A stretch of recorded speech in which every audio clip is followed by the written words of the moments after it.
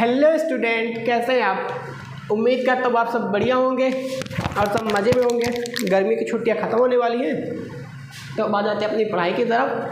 तो आज हम बच्चे बात करने वाले हैं एनसीईआरटी मैथमेटिक्स की क्लास 10, है ना। क्लास 10 की मैथमेटिक्स है जिसमें आज हम चैप्टर 1 से शुरुआत कर रहे हैं। तो जो चैप्टर फर्स्ट है हमारा रैशनल नंबर, अभी इसमें हम इसका इंट्रोडक्शन देखेंगे ना, क्वेश्चन देखेंगे नहीं, बस इंट्रोडक्शन देखेंगे। अगर समय होगा, ज़्यादा लंबी वीडियो अगर नहीं हुई तो साथ ही साथ एक दो एग्जांपल देख लेंगे और उसके बाद अगली वीडियो में हम इनके एक्सरसाइजेस देखेंगे, सोल्यूशन देखेंगे और हमें अपनी कॉपी बोर्ड एग्जाम में किस तरह से लिखनी है और या फिर अपनी फेयर किस तरह से बनानी है, इस पर भी हम साथ ही साथ में चर्चा करते हुए चलेंगे। तो वीडियो को ज़्यादा लंबा ना करते हुए आइए प्रोसीड करते हैं। तो जो चैप्टर फर्स्ट हमारा है वो रैशनल नंबर। क्या है? Rational number. तो पहले रैशनल नंबर समझते हैं। रैशनल नंबर एक्चुअल में होता क्या है? रैशनल नंबर आपने बचपन में पढ़ा था, एक भिन्न फ्रैक्शन, है ना। ऐसे नंबर हम जिसको बट्टे के फॉर्म में लिख सकते हैं। सिंपल सी बात है, कुछ नहीं समझने में, बस इतना समझना है कि अगर किसी भी नंबर को हम बट्टे के फॉर्म में लिख पा रहे हैं तो वही हमारा रैशनल नंबर होगा। कोई भी नंबर लिख दीजिए बट्टे के रूप में, 2/8, है ना, 3/5, कुछ भी लिख दीजिए। अगर हम उसको बट्टे के फॉर्म में लिख लिए तो वही हमारा क्या कहलाएगा? Rational number. बचपन में इसको फ्रैक्शन कहते थे, छोटे से जब उसको फ्रैक्शन हिंदी मीडियम में वो भिन्न कहते थे, है ना। ये फ्रैक्शन है। Fraction means equal part of a whole number. किसी भी चीज़ का अगर हम इक्वल पार्ट करते तो फ्रैक्शन कहलाता था। अब बड़ी क्लास में, आप हाई लेवल क्लास में आ गए तो उसको फ्रैक्शन की जगह रैशनल नंबर बोल दिया और इसकी डेफिनेशन में थोड़ा मॉडिफाइड कर दिया गया, है ना। और बाकी रैशनल नंबर ऐसा होता कुछ नहीं, बस यही होता है कि जिसको हम बट्टे के फॉर्म में लिख सकें। अगर हम किसी संख्या को बट्टे के फॉर्म में लिख दिए तो हमारा रैशनल नंबर कहला जाएगा, है ना। तो रैशनल नंबर की डेफिनेशन जो होगी, डेफिनेशन क्या होगी? Number which we can write in the form of P upon Q। Number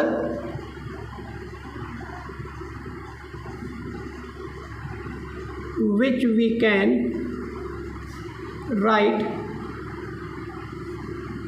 in form of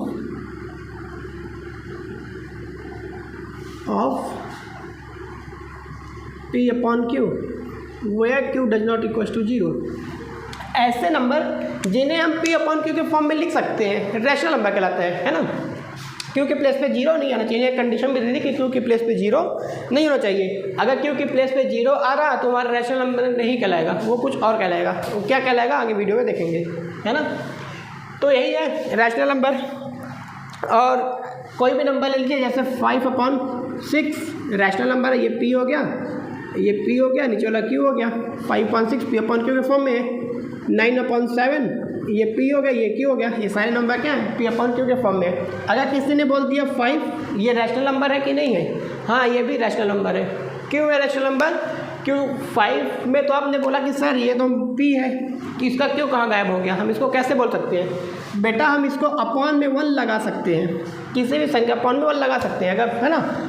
तो ये Q आ गया। हम इसको बट्टे फॉर्म में लिख सकते हैं, मतलब अगर 3 लिखा तो 3/1 कर सकते हैं। क्यों? अगर मैं 3 को 1 से डिवाइड करूंगा तो मेरा जो रिजल्ट आएगा वो 3 ही आएगा। वो क्या आएगा? 3 आएगा। तो हम मैथमेटिक्स कहते हैं कि अगर हमें कोई नंबर ऐड करना है, सब्ट्रैक्ट करना है, तो ऐसे नंबर ऐड या सब्ट्रैक्ट कर सकते हैं जिसमें से आंसर में कोई रिजल्ट वो चेंजेस नहीं आना चाहिए। अगर मैं 5 लिखा है, 5 में अगर 1 लगा रहा हूँ तो जब मैं 5 को 1 से भाग करूँगा इसका रिजल्ट क्या आएगा? 5 ही आएगा। इसका मतलब मैं 1 लगा सकता हूँ, है ना। 5 भी क्या हमारा एक रैशनल नंबर होगा। तो ऐसे वो सारे नंबर जिन्हें P upon Q के फॉर्म में लिख सकते हैं वो रैशनल नंबर कहलाते हैं। अब ये चैप्टर का जो बेस है, आपका जो पहला टॉपिक है वो है यूक्लिड डिवीजन थ्योरम, है ना, यूक्लिड डिवीजन लेमा। तो आइए हम यूक्लिड डिवीजन लेमा देखते हैं। रैशनल नंबर ये था, बाकी डिटेल्स अभी अगली एक्सरसाइज में, एक्सरसाइज 1.3 में थोड़ा और रैशनल नंबर के बारे में जान लेंगे अपन, जब वहाँ पे इरेशनलिटी प्रूव करेंगे ना कि इरेशनलिटी प्रूव √3 √2 इरेशनल नंबर क्यों होते हैं, तो वहाँ पे भी थोड़ा रैशनल नंबर के बारे में थोड़ा और डिटेल चर्चा करेंगे। आते हैं अपने टॉपिक की तरफ, यूक्लिड डिवीजन थ्योरम। यूक्लिड, इसको यहाँ से हटा के यहीं पे लिखे दीजिए, form of P upon Q where Q does not equals to 0, ये लेना। आता है Euclid division, EUCLID।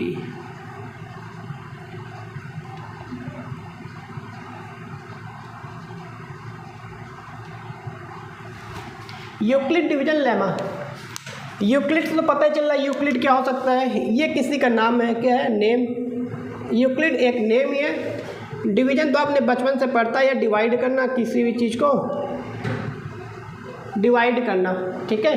Euclid division. Lemma, lemma का मतलब क्या होगा, लेमा, लेमा का मतलब क्या होगा, लेमा मीन्स तो एक्चुअल पर्टिकुलर कुछ है नहीं, लेमा, लेमा पर्टिकुलर कुछ है नहीं, बस इसको हम कह सकते हैं कि एक ये थ्योरम ही है, थ्योरम है ना। तो आप चाहे लेमा बोलो चाहे थ्योरम बोलो, बात एक ही है। चाहे आप इसको थ्योरम बोलो चाहे फिर लेमा बोलो, बात एक ही है ना। तो यूक्लिड डिवीजन लेमा, या तो आप बोल सकते हो यूक्लिड डिवीजन थ्योरम भी बोल सकते हो, इसमें कोई दिक्कत नहीं जाएगी। अब आते हैं हम अपने, अच्छा ये देखो जो यूक्लिड डिवीजन थ्योरम है ना, इसका यूज़ किस लिए करते हैं। तो बच्चों जो यूक्लिड डिवीजन लेमा है या फिर यूक्लिड डिवीजन थ्योरम, इसका यूज़ हम केवल एचसीएफ निकालने के लिए करते हैं। इसका यूज़ एचसीएफ फाइंड करने के लिए किया जाता है, एचसीएफ निकालने के लिए। HCF means highest common and F of factor, है ना। एचसीएफ हाईएस्ट कॉमन फैक्टर निकालने के लिए हम क्या करते हैं, यूक्लिड डिवीजन लेमा का यूज़ कर सकते हैं, निकाल सकते हैं। बोलोगे सर आप ये इतना लंबा क्या बता रहे हैं, अगर 20 के लिए एचसीएफ निकालना है तो हम तो ऐसे भी निकाल सकते हैं। हाँ सर निकाल सकते हो, 24 और 20 ना।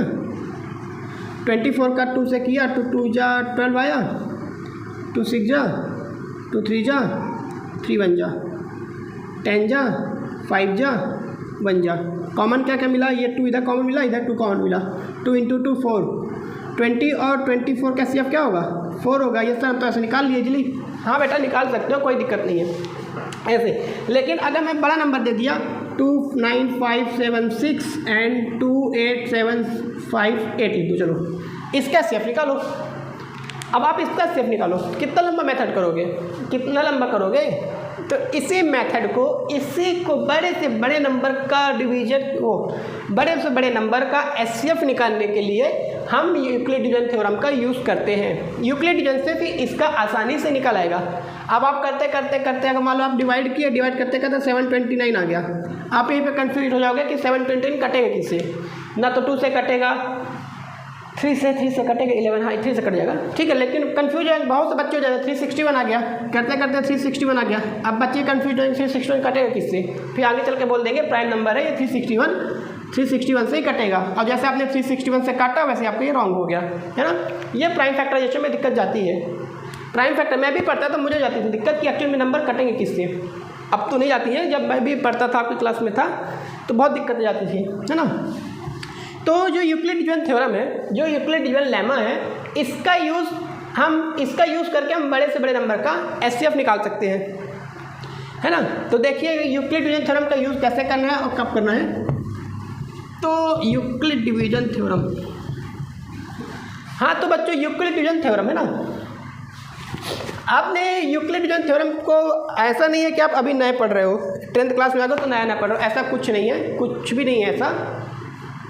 यूक्लिड डिवीजन थ्योरम को आपने बचपन पढ़ा था, डिवीजन मतलब डिवाइड करके आंसर को चेक करना, किसी भी नंबर का डिवाइड करके उसके आंसर को चेक करना, ठीक है, आपने पढ़ा था। मतलब माना होगा, मान लो आपने किसी नंबर को 5 से डिवाइड किया, नहीं हाँ किसी नंबर को 5 से डिवाइड किया, किसको कर दिया, मान लीजिए 47 को कर दिया, है ना।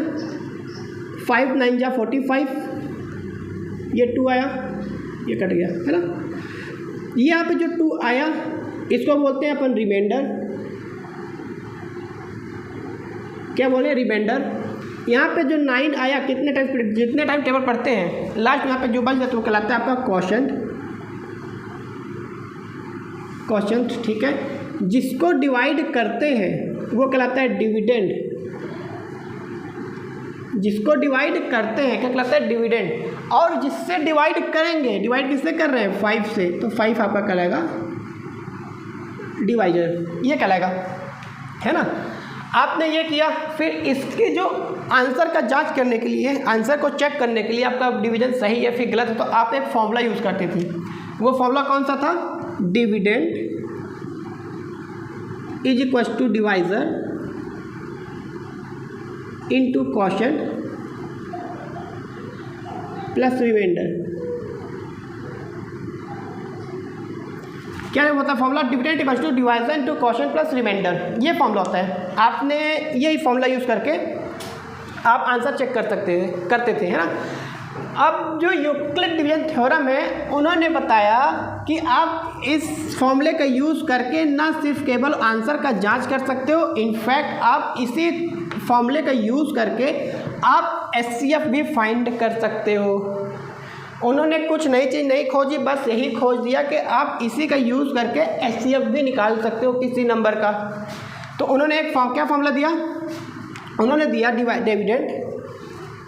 उन्होंने बताया कि dividend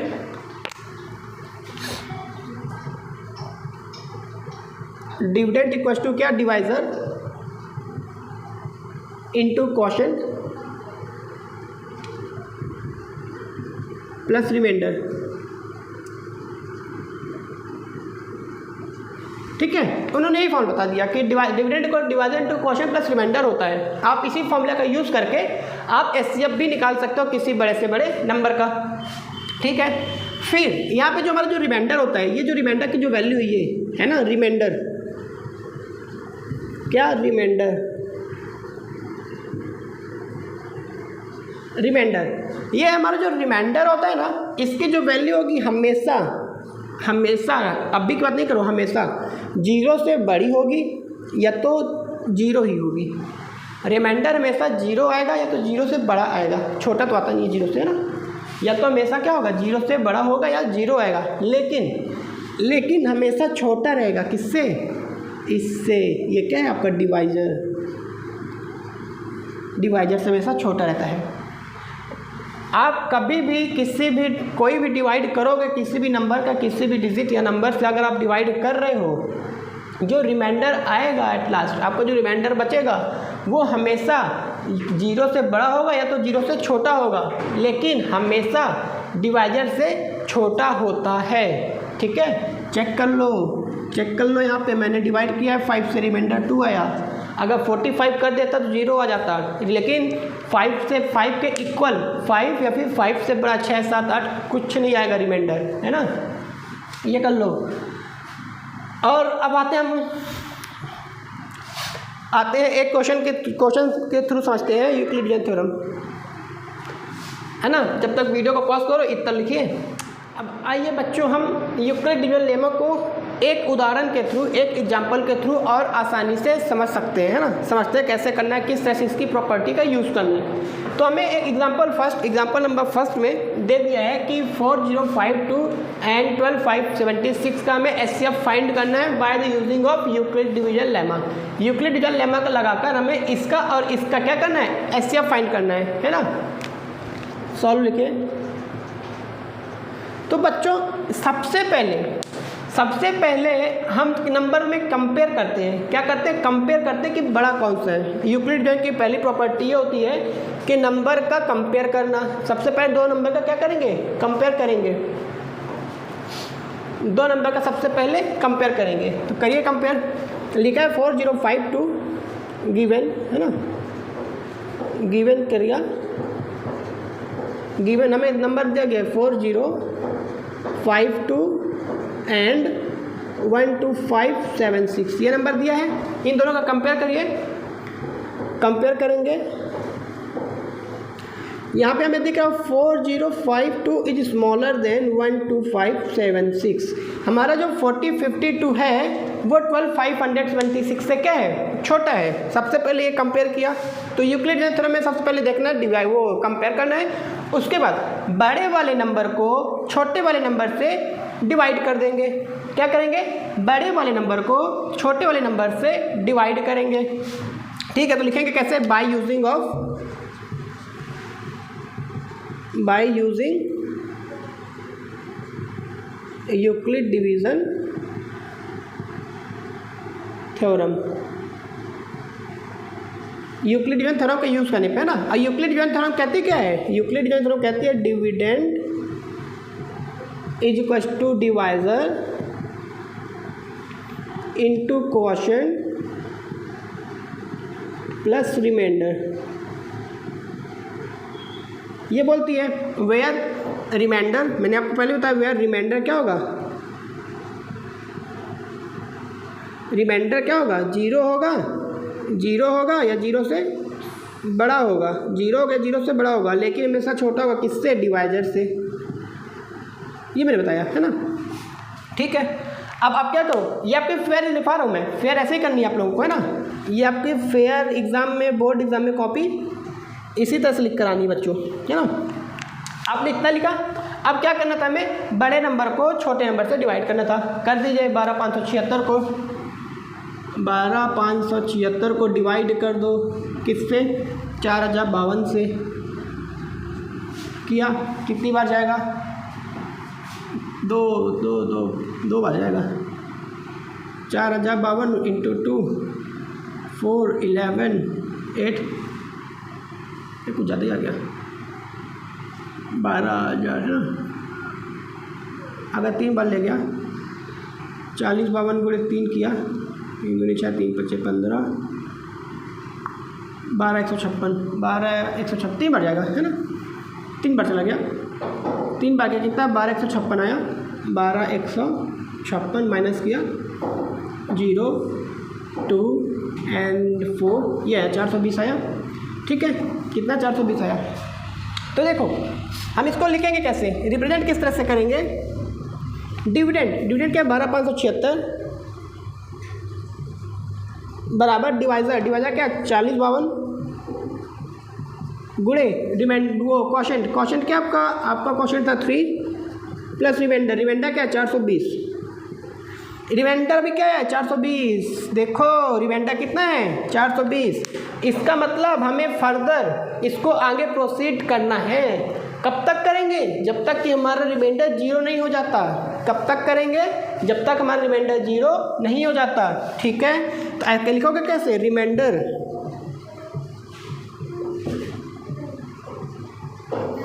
reminder equals to 420 not equals to 0। Remainder क्या है हमारा 420 आया है, ना कि 0 आया है। आई बात में, इस मतलब हम भी इसको अभी आगे और प्रोसीड करना है। हमारी बोर्ड में जगह नहीं है, मैं ऊपर वाले इरेज कर दे रहा हूँ ना, एग्जाम्पल यहाँ तक इरेज कर रहा हूँ। कॉपी कर लिया होगी आप लोग, नहीं किया होगा तो वीडियो बैक कर लेना यार, ठीक है।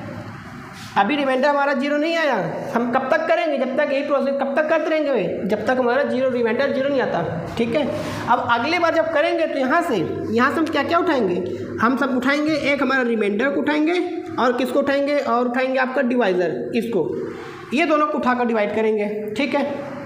रिमाइंडर ये है, और इसको करेंगे क्या, जो मेरा रिमाइंडर है इसको बना देंगे क्वोशेंट, और इसको बनाएंगे नहीं, इसको बनाएंगे डिविडेंड, इसको बनाएंगे डिवाइज़र, इसको बनाएंगे डिवाइज़र, और इसको बना देंगे डिविडेंड, ये बनाएंगे, ठीक है। तो हमने 420 है, 420 को मैंने बनाया डिवाइज़र, 420 बनाया डिवाइज़र, और जो मेरा जब डिवाइज़र था इसको मैंने बनाया, इसको बना दिया डिविडेंड 4052, ठीक है। इतना आया समझो कि नहीं आया, चलो आगे करते हैं। 420 अगर 10 बार पढ़ेंगे तो 4200 है ना, मतलब कि 9 बार जाएगा लगभग। 420 9 0 18 37 80 9 टाइम्स गया, 3780 आया, माइनस कर दो 2 7 2 272 है ना। अभी भी देखो क्या आया है, क्या आया है आपका 4052 वही करना है। डिविडेंड क्या है 4052 इक्वल्स टू 420 गुणे 9 प्लस रिमाइंडर कितना है, रिमाइंडर आपका 272। अभी रिमाइंडर क्या आपका, रिमाइंडर क्या है, रिमाइंडर इक्वल्स टू 222 है ना। रिमाइंडर कितना है 272 equals to not equals to 0। अभी 0 नहीं आया, इसका मतलब क्या, अभी फिर से करेंगे, प्रोसीड करते रहेंगे, कब तक, जब तक 0 नहीं आ जाता, ठीक है। इधर करो, 272 को बनाया डिवाइजर और 420 को बनाया डिविडेंड। 2 बार पढ़ देंगे ज़्यादा हो जाएगा, 1 बार जाएगा, 272 आएगा, माइनस किया 8 11 में 4 1 148 आया है ना। अब भी फिर से करो, क्या आया 420 बराबर 272 गुणे 1 प्लस 148, रिमाइंडर क्या है, remainder equals to 148 not equals to 0। Again process करिए है ना, ये है ना, आगे दोबारा करेंगे तो 148 को बनाएंगे डिवाइजर, 272 को बना देंगे डिविडेंड, एक बार जाएगा 148 है ना, 148। अब मैं एक ही बार में सब कर दे रहा हूँ, प्रोसेस तो आ गई होगी समझ में, मैं एक ही बार में सब करके यहाँ पे लिख रहा हूँ ना, जब तक 0 नहीं आएगा। ये आया 4, ये आया, इसको कह दिया 4 6 हुआ 2, ये 1 124 148 किया 124, ये 4 आएगा, ये 2 आएगा 24 124, 24 पंचे 120, ये आएगा 4, कट जाएगा, यहाँ पे आएगा 24, 4 छंग 24, कट जाएगा, ठीक है, कट गया ना। तो मैंने कहा अब लिख रहा हूँ मैं, बार बार वही प्रोसेस बताना पड़ता है, इसलिए डायरेक्ट कर दिया एक बार में, है ना। आप भी कर लेना, इसको यहाँ से ज्वाइन करके आगे कर लेना, कोई दिक्कत नहीं है। कहाँ तक लिखा, 420 वाला लिखा ना, इसको 272 272 बराबर क्या आया था 148 गुणे 1 प्लस का 124 रिमाइंडर क्या था equal to 124 not equal to 0। वापस से किया 148 बराबर 124 गुणे 1 प्लस रिमाइंडर कितना 24, अभी रिमाइंडर क्या था आपका, रिमाइंडर क्या है आपका, रिमाइंडर आया आपका 24 नॉट इक्वल टू 0। फिर वापस से किया 148 24 से किया, रिमाइंडर 24, ठीक है।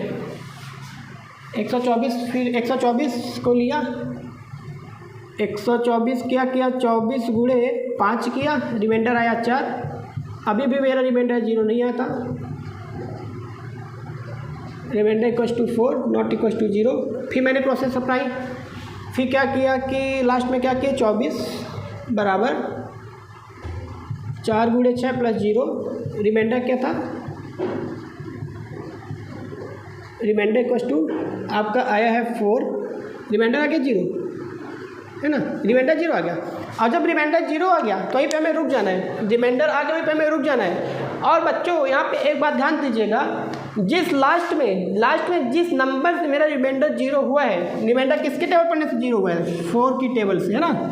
जिस नंबर से हमारा लास्ट में रिमाइंडर 0 हुआ है वही इन पूरे नंबर का HCF कहलाएगा। बात आई समझे, जिस नंबर से हमारा रिमाइंडर 0 होगा, मैंने लास्ट में किससे डिवाइड किया 4 से डिवाइड किए तो पूरा रिमाइंडर 0 आ गया, शेषफल एक भी नहीं बचा, ठीक है। तो जिस नंबर से रिमाइंडर 0 होगा वही हमारा क्या होगा, पूरे नंबर का HCF होगा। और ये जो HCF है केवल इन 2 नंबर का नहीं होगा 40-52 का, ये तमाम जितने नंबर का हमने डिवाइड किया इन सब का HCF होगा। ये क्या होगा हमारा HCF 4 होगा। इसको लिखेंगे कैसे आंसर, ये आपने कॉपी कर लिया होगा, कॉपी कर लिया, इरेज कर रहा हो ना, तो लिखेंगे कैसे, इसको लिखेंगे कैसे, हेंस